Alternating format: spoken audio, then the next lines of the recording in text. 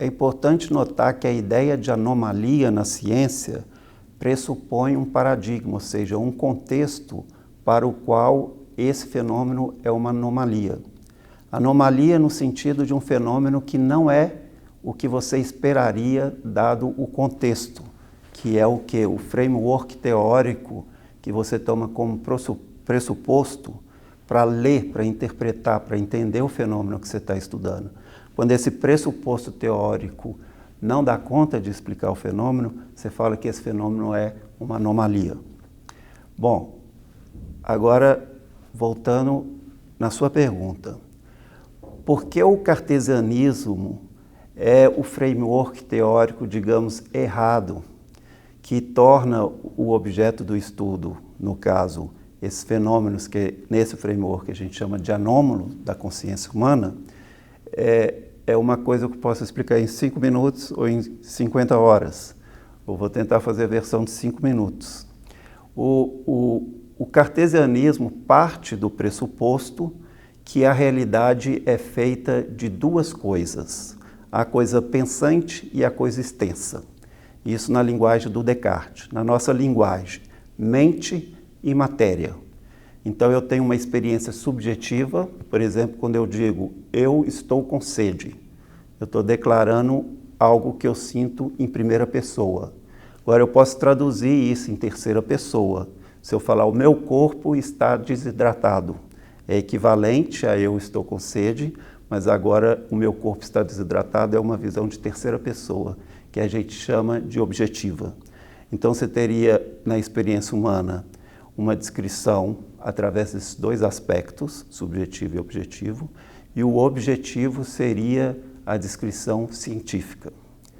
O problema é que quando você começa a pegar fenômenos que não seja a sede, ou o calor, o frio, e pega fenômenos como o sentido, o significado que a pessoa tem para a sua própria vida, ou que na filosofia da mente chama qualia, que é a qualidade da cor, do cheiro, do sabor que eu estou experimentando, essa tradução ela se torna problemática. E a minha posição é que o problema já está nos pressupostos que nós partimos, que é esse dualismo cartesiano. E a ideia que eu coloco que a própria concepção desse dualismo, que a gente separa aqui em mente e matéria, é uma coisa da filosofia moderna, mas que você não encontra essa formulação da experiência humana nem na filosofia pré-moderna, pegando apenas a tradição intelectual do Ocidente, nem em outras experiências civilizacionais pré-modernas e não ocidentais, onde você encontra também sofisticadas análises da experiência humana, onde essa dicotomia nem sequer faz sentido.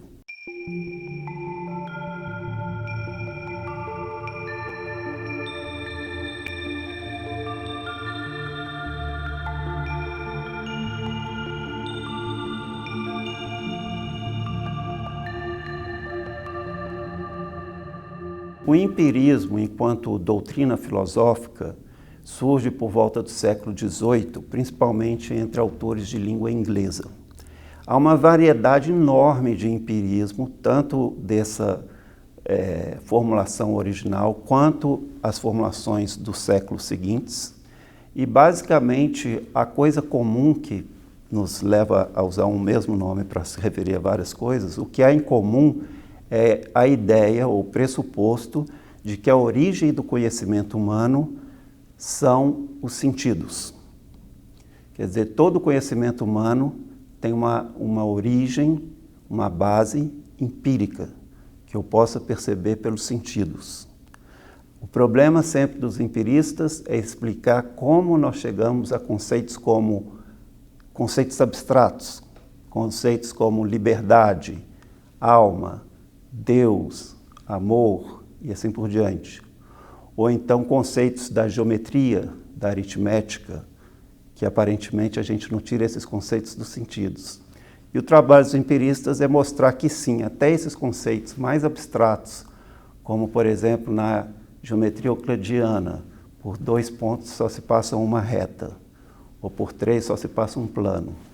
A gente pode tirar essa informação da experiência. Uma cadeira de 4 pernas pode sempre precisar de um cálculo, mas a de 3 não. Então, sobre 3 pontos só se passa um plano. Então, você pode tirar as experiências, eles explicam isso. A questão é que o empirismo foi muito além desse princípio básico. E uma das coisas que ele foi além é uma separação que você encontra em empiristas como John Locke, que é separar essa experiência empírica em 2 qualidades, qualidades primárias e secundárias. As secundárias são aquelas que mudam com o tempo, e a primária é aquela que, a despeito da mudança das secundárias, continuam. Um exemplo tirado do próprio livro do John Locke. Se eu tenho uma vela queimando, imagina que o John Locke não tinha energia elétrica, então ele faz esse exemplo. Essa vela, ela muda de forma, na medida que ela está queimando, ela muda de cor, ela muda o aspecto tátil, ela muda completamente ao longo de uma hora que ela está queimando. O que não muda é que, seja qual for a cor, seja qual for a forma, ela ocupa um espaço. Então, o espaço é uma qualidade primária e cor, textura são qualidades secundárias. Então, a ideia é que você possa abstrair dos fenômenos as qualidades primárias. E aí você tem um empirismo que está a um passo de uma formulação mais radical dessa afirmação, é que essas qualidades primárias seriam as coisas materiais e todas as outras seriam as subjetivas e que, portanto, só existem na nossa cabeça, não tem realidade. Então, essa formulação progressiva do empirismo, em algumas versões, porque o mesmo empirismo que leva ao materialismo, no caso de outro autor que é o Berkeley, leva ao idealismo, que é o oposto do materialismo. Por isso que eu falo, tem várias escolas de empirismo baseado naquele princípio inicial. O materialismo, que é dominante hoje, parte desses princípios.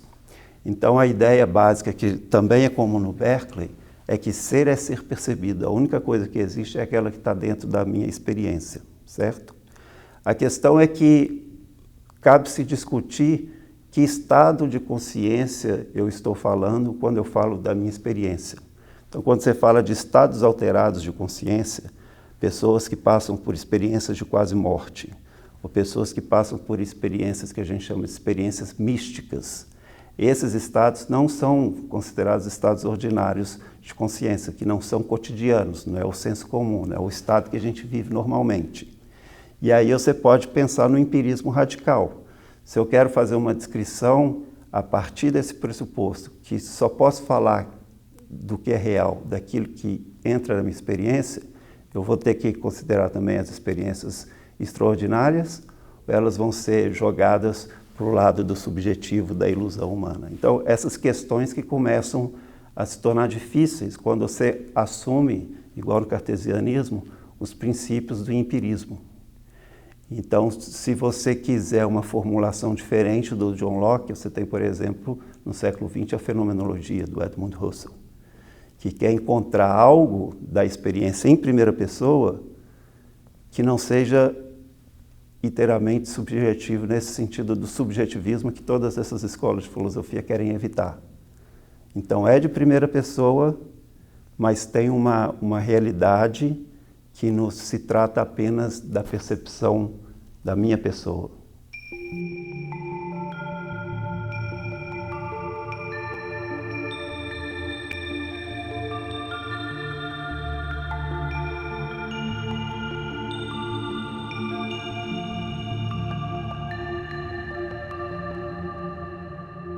Bom, eu acho que os principais desafios são os desafios em torno da busca desse paradigma diferente que torne esses fenômenos não anômalos, mas simplesmente o que seria a nossa expectativa teórica dentro desse novo paradigma. O problema é qual o melhor caminho para a construção desse novo paradigma, visto que nós já compramos a ideia que é necessário construir um novo paradigma. Se a gente comprou essa ideia, a pergunta é, por onde começar? Então, eu entendo que algumas dicas já são dadas quando nós fazemos uma taxonomia, uma classificação das próprias anomalias. E aí nós percebemos que elas têm coisas em comum. Entre elas, o fato delas acontecerem em estados alterados de consciência, muitas vezes relacionado ao início da vida ou final da vida, ao nascimento ou à morte. E às vezes, no caso de uma experiência mística, que pode acontecer em qualquer época da vida da pessoa, as metáforas utilizadas para descrevê-la também implicam na ideia de morte e de nascimento. E isso a filosofia antiga, antes desse corte cartesiano, antes do empirismo, entendia. Os antigos entendiam a filosofia como uma preparação para a morte. E o caminho, o método da filosofia era a ascese. Você pode traduzir como exercícios espirituais. Os exercícios espirituais são entendidos como uma espécie de mortificação, mas uma mortificação em vida. O filósofo, então, busca sabedoria, e a sabedoria é alcançada na medida que ele adota um método filosófico, que é um modo de vida, que é totalmente diferente da ideia de evidências, de fatos, de método experimental, indutivo, que a gente tem na ciência moderna. É uma transformação humana que te leva a conhecer a realidade profunda do universo. Então, são métodos completamente distintos. Um é a ascese, é uma experiência disciplinada segundo certos preceitos. A outra é o experimento, que você faz dominando a natureza que está fora de você. A ascese não, você está fazendo um exercício de autodomínio. E essa é a diferença fundamental dos dois métodos de investigação. Os dois são legítimos, eles não se excluem. Os dois são importantes para a história da humanidade. E, no entanto, a gente tem que saber separar uma coisa da outra para não confundir e começar, então, a entender tudo aquilo que os antigos entendiam nesse outro registro da ascese, numa linguagem do indutivismo e da ciência experimental da ciência moderna. Se a gente faz isso, a gente destrói o sentido original que os antigos tinham de uma forma muito clara e que a linguagem da ciência moderna e da filosofia moderna e contemporânea perdeu. Então a ideia é você ter o melhor dos dois mundos, ou seja, não jogar a criança fora junto com a água suja da banheira. Você joga a água suja fora, mas mantém a criança. Então, você joga aquilo que nós consideramos erros que os pré-modernos cometeram, mas mantemos aquilo que eles entenderam aparentemente melhor do que nós, porque para eles não era anomalia esses fenômenos, para nós é. Então, a gente tem que entender o que eles entendiam e o que a gente deixou de entender. Então, ao contrário do que muitas pessoas acreditam, a ciência entendida como um progresso do conhecimento é um mito. A ciência é um método, uma maneira de encarar a experiência humana, com objetivos específicos, fazer previsões sobre a natureza e fazer a transformação dessa natureza que a gente chama de tecnologia. Esse é o objeto, a meta da ciência moderna. Então, se a gente achar que essa meta se aplica a tudo, é aquela coisa, para bater um prego eu preciso de um martelo, mas para colocar um parafuso eu preciso de uma chave de fenda. Então, eu não posso achar que tudo eu resolvo com o martelo. Então, quando você acha que tudo se resolve com a ciência moderna, é o que a gente chama de cientificismo, que é diferente da ciência. Cientificismo é um dogma filosófico que assume que a única forma de conhecer, que é legítima, é a ciência moderna. Então, acho que a gente encaminha para esse novo paradigma na medida que a gente consegue fazer essas distinções, né, das diferentes formas de conhecer, e introduzimos um pluralismo metodológico, epistemológico e até ontológico. Então, isso nos permite a abertura necessária para fazer essa investigação e conseguir fazer essa síntese com o melhor dos mundos, do pré-moderno, do moderno e até mesmo do pós-moderno ou da filosofia contemporânea.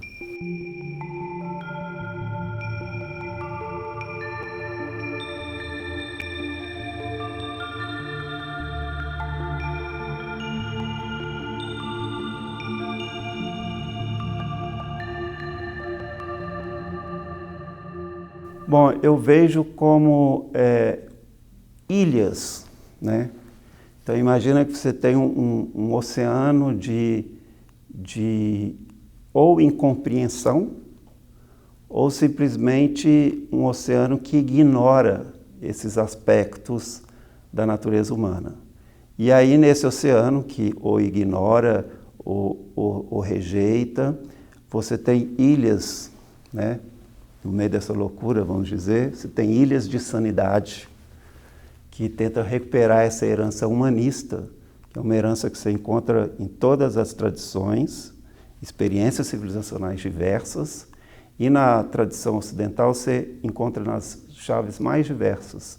Tem um humanismo ligado às tradições ocidentais, por exemplo, judaico-cristã, tem versões laicas do mesmo humanismo, tem versões pré-cristãs, como eu falava dos gregos antigos, etc. Mas existe uma variedade de humanismos.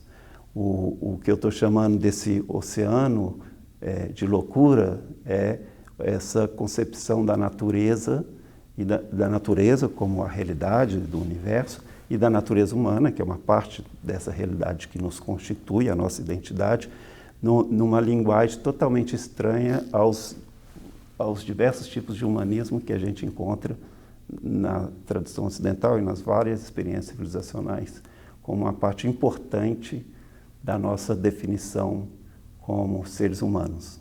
Então, na academia eu vejo que nesse oceano de loucura, onde a gente ignora o humanismo, há algumas ilhas de sanidade que vão se construindo ali e aos poucos vão se comunicando, quem sabe para um dia essas ilhas de sanidade começarem a se conectar e virar uma superfície desse novo paradigma que supere o atual.